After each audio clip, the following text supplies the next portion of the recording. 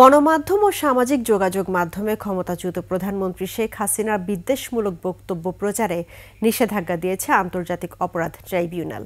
সেই সঙ্গে আওয়ামী লীগের সভাপতি শেখ হাসিনা আগে যত বিদ্বেষমূলক বক্তব্য দিয়েছেন তা সব মাধ্যম থেকে সরাতে বাংলাদেশ টেলিযোগাযোগ নিয়ন্ত্রণ কমিশন বিটিআরসিকে নির্দেশ দিয়েছেন আদালত। বৃহস্পতিবার চেয়ারম্যান বিচারপতি গোলাম মর্তুজা মজুমদারের নেতৃত্বাধীন আন্তর্জাতিক অপরাধ ট্রাইব্যুনাল এই আদেশ দেয়। এর আগে বক্তব্য প্রচারের নিষেধাজ্ঞা চেয়ে আবেদন করে প্রসিকিউশন।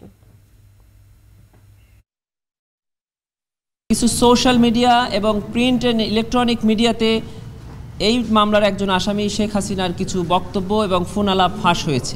এই মামলার ভিকটিম এবং উইটনেসদেরকে এক ধরনের থ্রেট দেওয়া হচ্ছে। হেট স্পিচ সেটি বন্ধের জন্য এবং সেটি রিমুভ করার জন্য আমরা আবেদন করেছিলাম।